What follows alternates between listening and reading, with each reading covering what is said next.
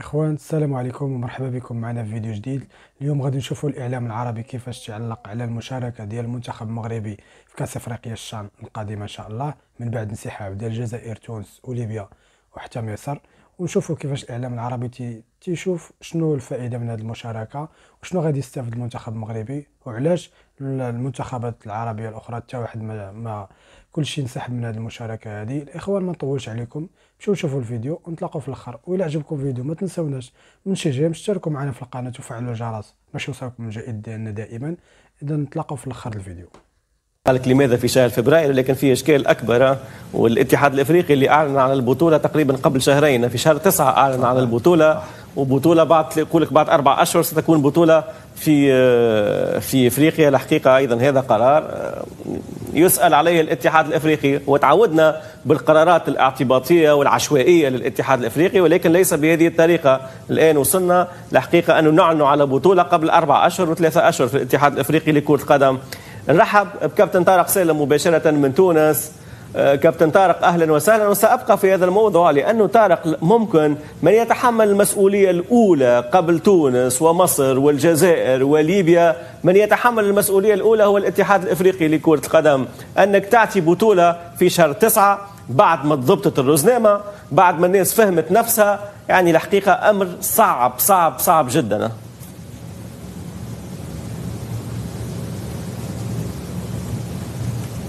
اكيد هيكل المسؤوليه الاولى هي على معناتها المسؤولين في الكونفدراليه الافريقيه لكره القدم، لانه متاخر الحقيقه. معناها ما نعرفش معناتها كيفاش يفكروا معناها المسؤولين هذوما. معناتها فما عدم احترام للاتحادات.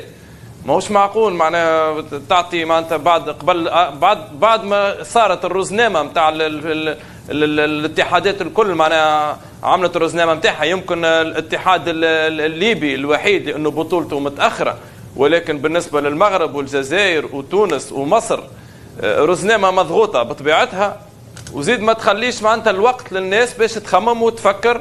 يمكن الاتحادات هذه كانت نجم تبدا المباريات نتاعها بصفه متقدمه، تقدم 15 يوم، تعود بدايه في سبتمبر ولا في اخر اوت، تبدا في وسط اوت. كانت نجم تقرا حسابها، لانه الحقيقه معناتها خاصه للجزائر والمغرب، لانه المنتخب الاول كله لاعبين يلعبوا خارج حدود الوطن. يعني شان فرصه كبيره للاعبين المحليين باش يبرزوا وياخذوا فرصه، ولما لا حتى هما يخرجوا لبرا ويمثلوا بلادهم.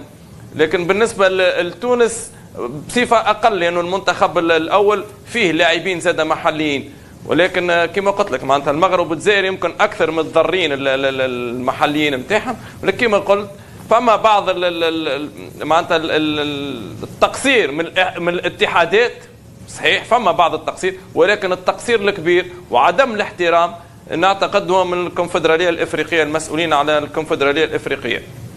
على كل، والفرق اللي انسحبت على فكرة بعد تأكيد المشاركة في خطية مالية ب$50,000 ولا تشارك في نسختين قادمتين. الاتحاد الافريقي سيحرمك من الجنه، يعني انك لا تشارك في الشان لنسختين مقبلتين. نمشي مباشره استاذ محمد المغودي من الرباط، لانه المغرب هي المنتخب الوحيد الذي سيشارك، المنتخب الوحيد من شمال افريقيا الذي سيشارك في الشان. انا شعرت انه فيها نوع من الدبلوماسيه الرياضيه ان صح التعبير. المغرب كانه شافتها انها ثقيله ستعتذر عن المشاركه عن بطوله افريقيا للمحليين، وفي الأخير خيرت أن تشارك بطريقة وجدت الحل، طريقة معينة. منتخب أقل من 23 سنة، ونعرف قيمة المنتخب المغربي، يعني المنتخب اللي لعب الأولمبياد وفاز بميدالية برونزية، نعرف قيمة وأسماء اللاعبين اللي لن يكونوا متواجدين باعتبارهم في أندية أوروبية. يعني كأنه حل، يعني مش نلعب حتى نرضيك، نقعد أحباب وأصحاب وأصدقاء وكاسب أصواتك لما نحتاج أصواتك، ولا أكثر ولا أقل. يعني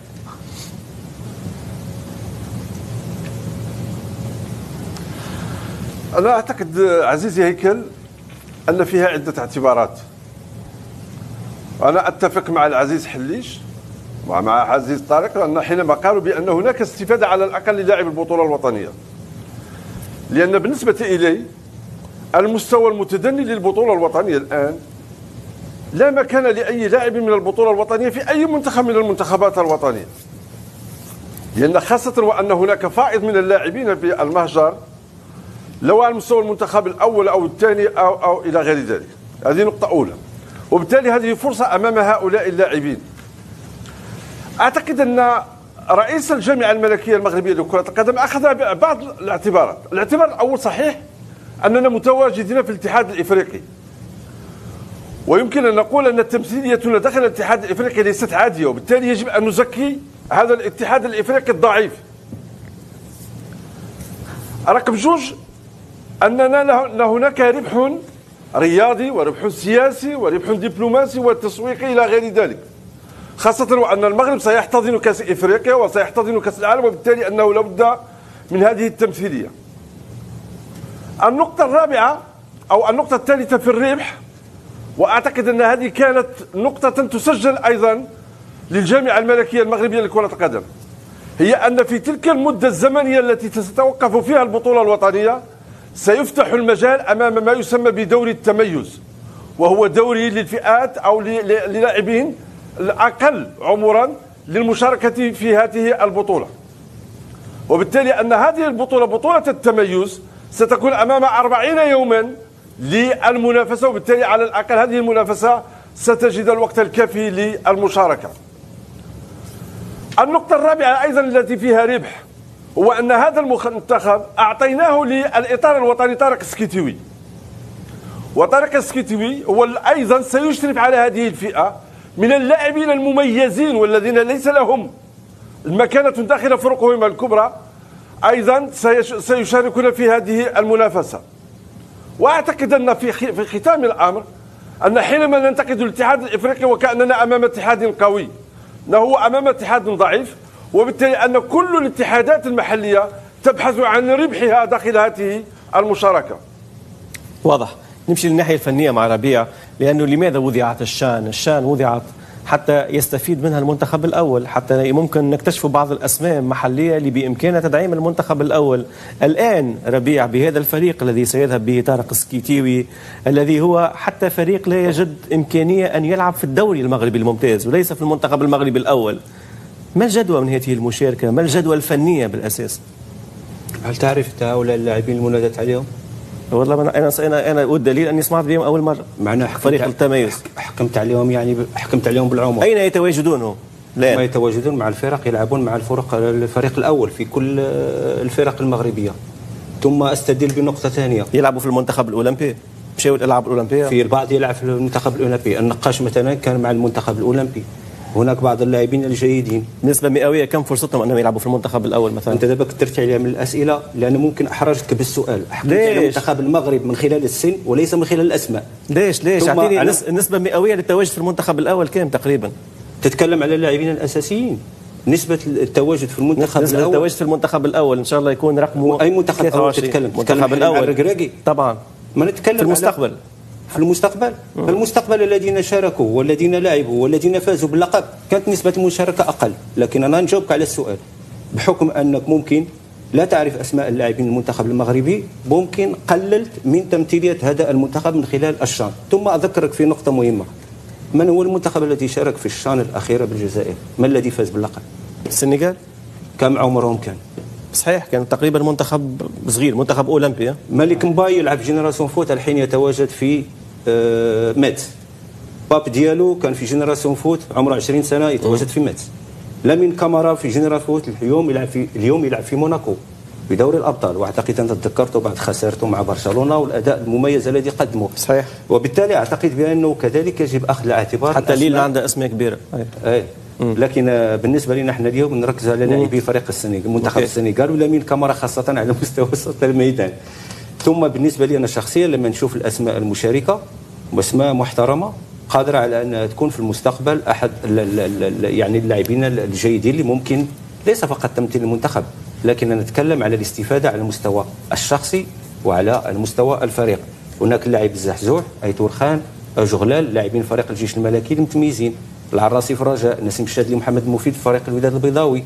ثم على مستوى ممكن النقطه الثالثه اللي كأختم بها، نحن دائما على مستوى المشاركه، ورفيق حليش اكد ذلك، بدر بانو الكرتي، بن شرقي، الكعبي، اقرد، بولهرود، جواد اليميق شاركوا في 2018. بعدها مباشره جواد اليميق راح لجنوة، بعدها بولهرود الاحمر. بعدها نايف اقرد راح كان منتخب المحليين الاول في ذلك الوقت. لا اقرد كان تقريبا يعني. نايف اقرد كان في عمره اي عادي، ولكن كان متميز. اي لكن ممكن، ولكن تركيبه المنتخب المحلي الاول في ذلك الوقت تذكر هو عامل السن ما بين 2000 و 2004، وبالتالي الاكيد بان لاعبين اقل من 23 سنه. انا مش نقصت، انت لو دخلتني في موضوع كاني انا نقصت من قيمتهم في عمل السن. لا، انا ما نقصتش من قيمتهم في عمل السن. انا قلت الفكره انه ليس بمنتخب محلي، وذلك باعتبار ان الدوري المحلي سيتواصل. يعني الفكره ليس بمنتخب محلي، هو تقريبا منتخب اخر، منتخب احتياطي للمنتخب المحلي. لا، هو السؤال ما طرحتيش بهالطريقه، طرحتيه بطريقه مغايره. هو شوف مهما يكون، وحتى على المشاركه على مستوى لا بالعكس، انت وضحت الصوره وبينت لنا انه سيكون منتخب متميز وسيكون منتخب كبير. واحنا وهذه انا حسبت على ربيع وسجلتها، سننتظر هذا المنتخب في بطوله افريقيا المحليين، لانه الان ربيع رفع سقف الطموحات وننتظر منتخب سينافس على اللقب. مش قلت لي منتخب مميز؟ لا شو تراجعتوا في الكلام؟ لا انا اليوم نتكلم على نوعيه اللاعبين وجوده اللاعبين. منتخب مميز ولا مش مميز تو؟ دابا الله يخليك. اي ربيع انت دابا انا عارف تراجعت. انا شوف انا حسيت بك لانه تقريبا طريقه سؤالك احرجتك، لانك انت تكلمت على السن. يا ربي ليش تحكم على الاحراج؟ والله لا، انا قلت لك مش منتخب محلي فقط. سؤال طرحته لي الحين في محور واحد، ما خليتينيش انا نجاوب وانت تطرح لي السؤال. قلت لك انا قلت لك بالعكس، انا قلت لك انت قلت لي منتخب مميز ننتظره في بطوله افريقيا المحليين. منتخب مميز، لكن انت صورتيه بانه منتخب بلاعبين غير قادرين على انهم يشاركوا في البطوله، بانهم لاعبين لو كان المنتخب الاول غيكونوا غير متواجدين. انت سؤالك كان بهذه الطريقه، وانا ممكن اريد ان اوضح الصوره. انت توقعت ولا تصورت؟ انت تصورت وتوقعت معناها؟ لا، انا سالت فقط. واضح ولا؟ لا مش مشكله، هو الاشكال هو الوحيد، وفي الاخير احنا ننتظر مشاركه المنتخب المغربي حتى نحكموا. اتمنى يعني انت اليوم والمنتخب وانا اقنعت، وهذا المنتخب المغربي هو المنتخب العربي الوحيد المشارك في الشان، وان شاء الله نتمنى له التوفيق ونتمنى له الذهاب بعيدا والتتويج بقطع النظر عن الفكره. نكمل مع كابتن علي ميهوب بالنسبه للشان والمنتخب المصري، لان المنتخب المصري الوحيد، الاتحاد المصري الوحيد اللي افكاره واضحه مع هذه البطوله، لا يتعامل مع هذه البطوله. كابتن علي ميهوب، الاتحاد المصري منذ البدايه، الاتحاد المصري ذهب في مسار واضح، لا اشارك في هذه البطوله، بطوله افريقيا للمحليين. اخوان، كان هذا هو الفيديو ديالنا ديال اليوم. كما شفتوا كان هذا هو التعليق ديال الاعلام العربي على المشاركه ديال المنتخب المغربي كبلد وحيد ممثل ديال العرب في الدوره هذه. الخوت، الى عجبكم الفيديو ما تنساوناش من الشجاع، اشتركوا معنا في القناه وفعلوا الجرس باش يوصلكم الجديد ديالنا دائما، والى فيديو قادم ان شاء الله. الى الملتقى.